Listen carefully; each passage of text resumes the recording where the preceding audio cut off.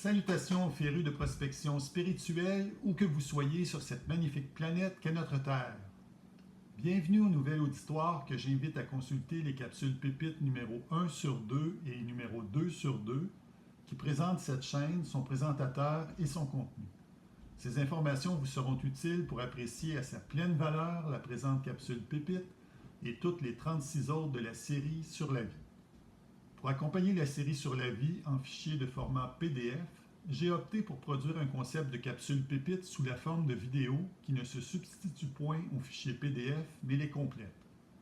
Pour l'auditoire d'expérience dans notre genre de prospection de pépites spirituelles, aujourd'hui, il sera question de la capsule pépite numéro A1 sur 9 qui s'intitule « Présentation du tome 1, l'humanité déshumanisée ».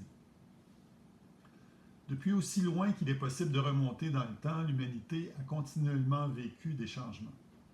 À travers cette succession de changements continuels, on constate des changements dans toutes les sphères de la vie sociétale. Langue, culture, mœurs, mentalité, politique, économique, technologique, etc. Toutefois, il peut sembler paradoxal de constater à travers tous les changements que la nature humaine ne semble pas avoir changé. L'essence de la nature profonde d'un être humain n'a pas changé. Ses besoins essentiels non plus. Bref, le changement n'a jamais cessé de changer. Le changement n'a que deux directions, soit vers le meilleur ou sinon vers le pire. Dans ce contexte, comme tous les êtres humains sont intelligents à divers degrés, on pourrait s'attendre à ce qu'une société bénéficie de la très longue suite d'apprentissage des individus qui la composent et qui transmettent leur apprentissage à leurs enfants pour changer graduellement et atteindre un stade évolutif supérieur où les individus qui la composent atteignent un niveau de bien-être supérieur à tous les niveaux spirituels, moral, social, psychologique et matériel. C'est ainsi que les changements ont graduellement amené l'humanité à améliorer graduellement son sort lorsqu'on considère comme point de départ la préhistoire et que nous arrivons en 2024. Ces changements n'ont pas toujours été dans une seule direction et n'ont pas touché toute l'humanité de la même façon. Évidemment, dans tous les groupes d'individus intelligents, il y en a un certain nombre qui éprouvent divers problèmes en tout genre qui feront en sorte que ces individus iront vers un déclin certain s'ils ne sont pas aidés par les autres, voire pris en charge par les autres dans les cas les plus graves. Les individus composant une société, pour leur survie à long terme, autant celle des individus que celle de la dite société, ont intérêt à ce que les individus les plus aptes dirigent la société afin d'être le mieux en mesure de solutionner les problèmes, de surmonter les difficultés et de relever les défis auxquels sont confrontés la société pour le bénéfice du plus grand nombre d'individus qui la composent. Cette conception de la vie en société me semble cohérente et logique. Mais qu'en est-il de la réalité?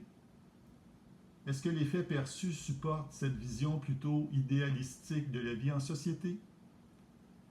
J'ai utilisé volontairement le terme fait perçu plutôt que le mot réalité pour tenir compte de la difficulté d'appréciation dite objective de tout phénomène.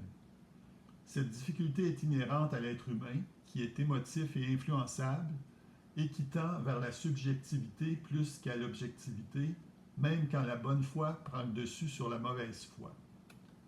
De plus, tout être humain navigue presque exclusivement aux instruments plutôt qu'à vue. J'entends par cette expression que ce qu'un être humain peut voir, entendre, toucher, sentir et goûter de la réalité tangible est extrêmement limité dans l'espace physique et dans le temps. C'est l'équivalent d'observer le monde réel dans lequel nous vivons à partir d'un tout petit hublot qui permet de voir une infime portion de la Terre à la fois. Cela nous aide à prendre conscience que nos opinions sont fondées pour une portion minime de notre propre expérience et tout le reste de nos opinions sont importées d'ailleurs. Autres individus rencontrés, livres, radio, télévision, etc. Et donc sujets au filtre de quelqu'un d'autre que souvent nous ne connaissons pas.